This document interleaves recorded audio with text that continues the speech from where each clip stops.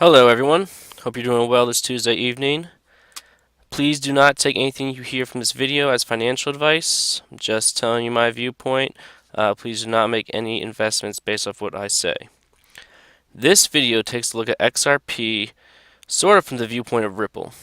This intro slide is an image from Ripple's XRP page. This page discusses XRP. It takes a look at the purpose of XRP, the benefits, how it stacks up against other cryptos, and then gives general information on XRP, the token. To reiterate, Ripple is the company and XRP is the token. Ripple has both XRP and non-XRP based products, though a big focus of the company is to expand on the XRP ecosystem. Visit the site when you get a chance. It's ripple.com/XRP. It's a good spot to direct people who are thinking about investing and want to know more. I'm going to do a quick tour in this video of the site. The first part of the page is about use cases. In the eyes of Ripple, XRP's prime use case will be as a source of on-demand liquidity for banks, as well as provide an avenue for payment providers to reach into new and emerging markets. As it relates to banks, banks currently have trillions tied up in Nostros and Vostros accounts. I have heard ranges from 5 to 27 trillion. Although it is hard to peg an exact figure, these accounts hold essentially dormant capital. These accounts just hold money in the destination bank currency, so when a bank transfers money with one currency to a different country, they have the accounts pre-funded with the correct foreign currency. Using XRP, banks can literally free up trillions of dollars.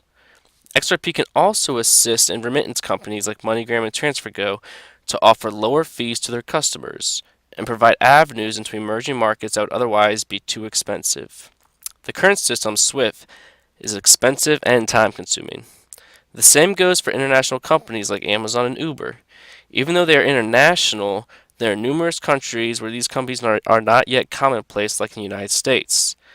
XRP should cut down on fees associated with paying out in different currencies and allow Amazon and Uber to expand into places typically too expensive to operate. This will literally change global commerce. If you scroll down on the website, the next portion goes into the benefits of XRP, the first being speed. This is huge because we live in a world where speed is king. With cell phones, it used to be 3G, now it's 4G, and 5G is coming to the US. You are constantly seeing deals for fiber optic speed and 2-day shipping with Amazon Prime. Bitcoin, on the other hand, can take up an hour to process transactions, and Ethereum up to a few minutes. In the last bull run, Bitcoin was taking much longer than an hour, sometimes on the verge of 12 plus hours, which also has to do with scalability, and we'll address that in a minute. If Bitcoin and Ethereum are supposed to be used as currencies, no one is going to be happy waiting even 2 minutes for a payment to process at Starbucks. In the US, we are used to paying and within a couple minutes being out the door. XRP settles in just seconds. The system it will overtake, SWIFT, currently takes days to settle. That is why you will hear many in the community say that currently the quickest way to move $1 million from New York to London is to fly it. Make no doubt about it, XRP speed is needed in the 21st century economy. Benefit number 2 is scalability. As mentioned before, during the crypto bull run of 2018, many other cryptos, including the number one, Bitcoin, had very long wait times for transactions. This was in part due to its problems with scalability. XRP can currently do 1,500 transactions per second, and as of summer 2018, it can do 50,000 transactions per second off ledger. I do believe it's only a matter of time before it can do 50K on ledger as well.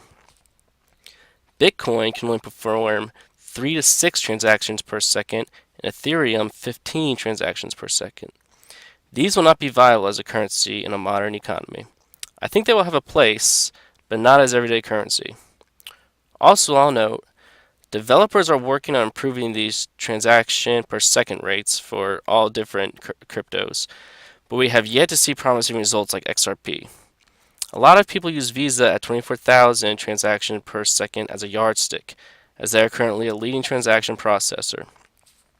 Tron, which is another cryptocurrency, has been rumored to have the ability to do high transaction rates. I even read one article that said 1 million transactions per second.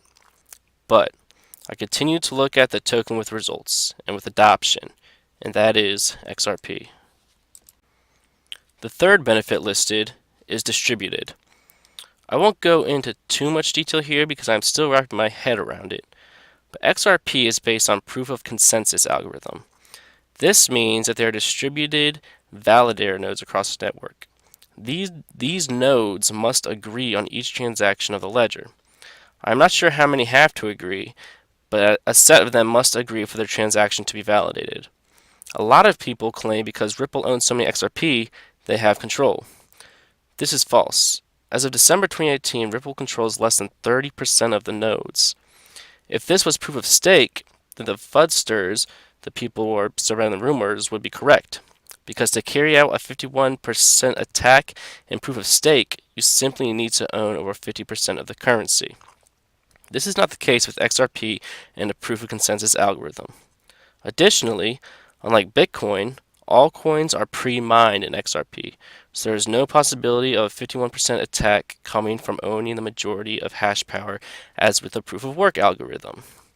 Ripple is very transparent with this info as well. If you go to xrpcharts.ripple.com, you can view all the different information on the nodes, the current markets, and the charts of XRP. This is a screenshot from the charts site. It shows the topology of the nodes across the globe. On the right is the current version the node is running on. Looking at this map, it appears the nodes are distributed across a very diverse geographic region. The last benefit Ripple cites for XRP is stability. Ripple has had 7 years of positive use, with all ledgers being closed. Also, the energy XRP uses compared to Bitcoin is night and day. Bitcoin energy consumption is on par with small countries such as Ireland. XRP is nowhere even close to this. As mentioned above, it is negligible. I think this will play a big role in the future. We live in a world where governments are constantly cracking down on companies and individuals causing global pollution. This will be bad for Bitcoin going forward. 100% closed ledgers is also a big win for XRP. The current program being used, Swift, was hacked in 2015 and 2016, and the result was millions of dollars lost. So aside from the trillions freed up, banks can also look forward to making it a secure environment. Lastly, Ripple cites the team involved in the development of the XRP ledger. I'm not going to go too into detail. I would like to do a full video going over the team at Ripple at some point in the future. I will briefly point out one character though, David Schwartz. I think he's now the Chief Technology Officer at Ripple, but he had a large hand in the development of XRP. To show you how smart he is, back in 1988, when computers were nowhere near as popular as they are today, he filed a patent for a multi-level distributed computer system. That image there is from his patent, on the left. He was way ahead of his time. If you follow Ripple closely and the team they've assembled, you will see how great they are at picking people to fill specific roles. Like I said, at some point I might do a video that focuses on the team, but for now, that is it for this one. If you enjoyed, please like, subscribe, and share with your friends. I am trying to grow this channel and need subscribers. If you didn't enjoy, feel free to tear me a new one in the comments. This is Level Crypto signing out. See you in the funny papers.